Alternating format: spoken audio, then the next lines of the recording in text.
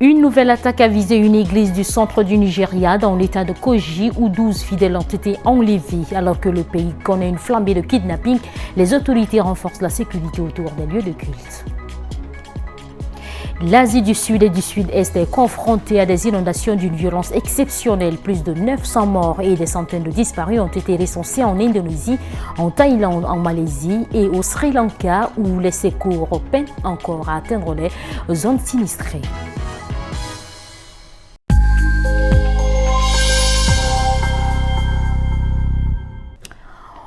Lundi 1er décembre, mesdames et messieurs, bonsoir et bienvenue au journal international. Au moins 12 personnes, dont un pasteur, ont été enlevées dimanche 30 novembre lors du service dominical dans une église rurale du centre du Nigeria. Énième enlèvement de masse dans le pays. En quelques semaines, le Nigeria est régulièrement victime d'enlèvements de masse, une pratique qui s'est répandue depuis le kidnapping de près de 300 jeunes filles à Chibok dans l'état de Borno-Est en 2014 par Boko Haram. Mais les dernières semaines ont connu une recrudescence de ces actes qui a poussé le président nigérian à déclarer l'état d'urgence sécuritaire nationale le 26 novembre dernier. Au centre du Nigeria, l'église du village d'Ediba, située dans la circonscription d'Oyagba Ouest, dans l'état de Kogi, a été attaquée ce 30 novembre par des bandits, a déclaré à l'AFP Kingsley Femi-Fanuo, le commissaire à l'information de cet état du centre du pays. 12 personnes ont disparu et la police arrivée en hélicoptère poursuit ses recherches. Ils ont kidnappé le pasteur et des fidèles, a-t-il précisé. Des groupes armés localement appelés bandits terrorisent de nombreux États du nord, ouest et du centre du pays où ils pratiquent des enlèvements contre rançon, attaquent des villages, tuent des habitants et incendient les maisons après les avoir pillées. Lorsqu'il a déclaré l'état d'urgence sécuritaire nationale le 26 novembre dernier, le président Bola Tinubu a précisé que les lieux de culte devraient s'assurer d'une présence sécuritaire lors des rassemblements, en particulier dans les zones sensibles. Les centres de culte situés en périphérie devraient également reconsidérer la possibilité de célébrer le culte dans les zones à forte criminalité jusqu'à ce que la situation s'améliore, a abondé Kingsley Femi-Fanuo dans un communiqué. Ces 2 dernières semaines, plusieurs centaines de personnes ont été kidnappées à travers le pays, dont plus de 300 élèves d'une école catholique dans l'état du Niger et 38 fidèles d'une église dans l'état de Kwara, lesquels ont été libérés depuis. La flambée des kidnappings intervient peu après des déclarations de Donald Trump selon lesquelles les chrétiens du Nigeria sont massacrés par des terroristes. Selon le gouvernement nigérien et de nombreux experts, les enlèvements touchent de manière indéterminée chrétiens et musulmans et sont principalement motivés par l'appât du gain des rançons. Après un passage éclair à Dakar, le président bissau-guinéen Umaru Sissoko Embalo s'est envolé pour Brazzaville. Un accueil marqué par des allusions du Premier ministre à une combine autour du coup d'État et par une brève manifestation devant l'ambassade de Guinée-Bissau. Mais la ligne officielle du Sénégal, elle ne varie pas. Objectif, retour à l'ordre constitutionnel à Bissau. La sortie du Premier ministre Ousmane Sonko qui avait évoqué vendredi une combine pour qualifier le coup d'État en Guinée-Bissau avait suscité des interrogations après l'accueil d'Umaru Sissoko Embalo à Dakar où il a brièvement transité avant de repartir pour Brazzaville.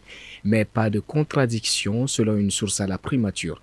Le message venu de Dakar est clair. Retour à l'ordre constitutionnel et reprise du processus électoral. La ligne est la même pour tous. Ce positionnement est scruté de près car les relations entre Dakar et la Guinée-Bissau sont étroites. En février dernier, Umaru Sissoko Embalo avait facilité le dernier accord de paix entre l'État sénégalais et une faction du mouvement des forces démocratiques de Casamance. Une médiation décisive dans ce conflit vieux de plusieurs décennies.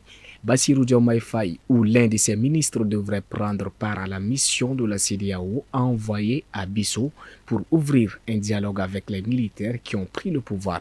Les attentes sont grandes. Plusieurs organisations de défense des droits humains ouest-africaines ont dénoncé ce dimanche dans un communiqué un simulacre de coup d'État qu'elles estiment destinées à confisquer les élections. Elles appellent la CEDEAO à proclamer immédiatement les résultats du scrutin du 23 novembre. Au Togo, le secteur de la presse est inquiet particulièrement, celui des journalistes enquêteurs. Dans une déclaration conjointe, syndicats et médias indépendants dénoncent des actes d'intimidation, des filatures, des vols d'ordinateurs et des dégradations qui provoquent une dégradation de l'environnement médiatique et une entrave à la liberté d'expression. Suivez. Joint par RFI, Pierre Claver, coordonnateur de Truth Reporting Post, s'exprime au nom de tous les signataires, notamment du syndicat majoritaire, le SYNGIT et l'Union de la presse francophone au Togo. La sécurité des journalistes est menacée parce que ces journalistes sont engagés sur des enquêtes. On ne sait pas si c'est suite à ces enquêtes. Toujours est-il que tant que le journaliste se voit emporter son ordinateur, tant qu'un présumé se présente comme un gendarme et s'introduit de façon inhabituelle dans un bureau d'un organe, cela pose un sérieux problème. C'est une menace de la liberté de la presse. Le journaliste en général ne se sent pas en sécurité. Sous cette menace, il serait poussé à l'autocensure. Celle-ci est dangereuse pour la promotion des droits et libertés de la presse, a-t-il déclaré. Vladimir Poutine se rend en Inde cette semaine. Le président russe sera sur place à partir du 4 décembre et va rester 2 jours. Objectif selon le Kremlin, évoquer le partenariat stratégique privilégié entre Moscou et New Delhi. Depuis plusieurs mois, face à la pression de Donald Trump, l'Inde joue un numéro d'équilibriste, conserver ses liens historiques avec la Russie tout en évitant de froisser les États-Unis. New Delhi est en pleine discussion avec Washington pour réduire les droits de douane américains. Des pourparlers qui pourraient être fragilisés car on a appris ce week-end que l'Inde devrait proposer un nouvel accord d'armement avec la Russie. Dans la capitale de l'Inde, à partir du 4 décembre, les discussions devraient porter sur l'achat d'avions de chasse Su-57 et de défense antiaérienne S-500. Tous deux de fabrication russe. C'est la chaîne américaine Bloomberg qui révèle l'information citant des sources proches du dossier. Malgré la baisse des commandes ces dernières années, Moscou reste le principal fournisseur d'armes à l'Inde, selon l'Institut international de recherche sur la paix de Stockholm. Mais cette opération militaire et plus généralement économique entre les deux pays est source de tensions avec les États-Unis pour New Delhi, surtout depuis le retour de Donald Trump à la Maison-Blanche. Le président américain voudrait que son homologue indien réduise ses liens avec la Russie. Il en a même fait l'une des conditions nécessaires à la signature d'un accord commercial d'ici fin décembre et à l'éventuelle baisse des droits de douane de 50%. Ce 28 novembre, le ministre indien de la Défense a toutefois prévenu la coopération avec la Russie n'est pas prête de s'arrêter. New Delhi prévoit de continuer à acheter des armes à la Russie et aux États-Unis. Le bilan des inondations catastrophiques qui ont frappé ces derniers jours de vastes territoires d'Indonésie, de Thaïlande, de Malaisie et du Sri Lanka s'est encore alourdi dimanche 30 novembre avec un total d'au moins 938 morts et plusieurs centaines de disparus.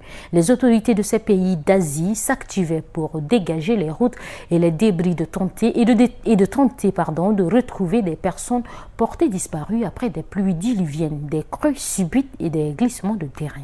En Asie du Sud-Est, l'Indonésie, pays de loin les plus touchés, déplore au moins 442 personnes, tandis que 402 personnes sont toujours portées disparues, selon un dernier bilan de l'agence Gestion des catastrophes. En Thaïlande, où au moins 162 habitants ont péri dans l'une des pires inondations de la décennie, les autorités continuent de distribuer de l'aide à des dizaines de milliers de sinistrés, sans abri et réparer les dégâts. En Malaisie, les inondations ont submergé de larges zones de l'état septentrional des Perlis ont fait des morts. En Asie du Sud, le centre de gestion des catastrophes du Sri Lanka a indiqué dimanche qu'au moins 334 personnes avaient perdu la vie après une semaine de fortes pluies provoquées par le cyclone Didwai, tandis que 400 autres étaient toujours portés disparus.